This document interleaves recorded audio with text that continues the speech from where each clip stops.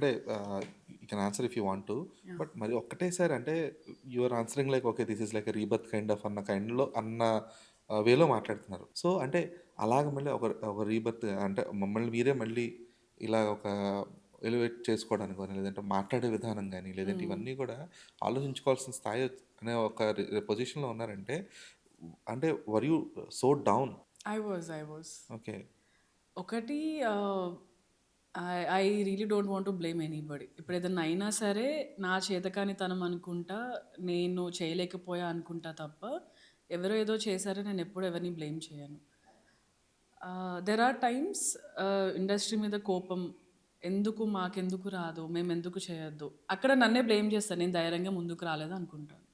ఆ ప్రాసెస్‌లో నన్ను నేను చాలా తొక్కేసుకున్నాను. నన్ను నేను చాలా అండర్ ఎస్టిమేట్ చేసుకున్నాను. ఆ కాన్ఫిడెన్స్ లెవెల్స్ చాలా పోయింది నాకు. రోజు ఊరికే నా ఫ్రెండ్స్‌తో కూర్చున్నా గానీ, వాళ్ళు గూడా వద్దులే ఇంకా ఎందుకు మనకి సినిమాలు వద్దు అన్న వాళ్ళు గూడా ఉన్నారు. హ్యాపీగా పెళ్లి చేసుకో. నువ్వు వాళ్ళతో మ్యాచ్ చేయలేవు. నువ్వు అసలుకే చాలా సెన్సిటివ్ లేదా ఊరికే ఏడుస్తావనో, చాలా సెన్సిటివ్ ఉండేదాన్ని. ఇట్లా టచ్ చేస్తే ఏడ్చేసేదాన్ని. ఇప్పుడు నాకు బాధొచ్చినా నేను బయటకి చూపెట్టను.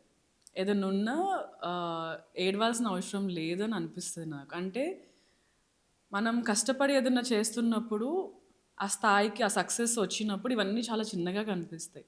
So, I never felt that నన్ను నేను ప్రూవ్ చేసుకోవాలి, ఏదో ఒకటి చెయ్యాలి అన్న ఒక తపన తప్ప ఇంకేది లేదనమాట. ఓకే. ద ఆప్ అక్కడే నేను చాలా, చాలా స్ట్రగుల్ అయ్యాను.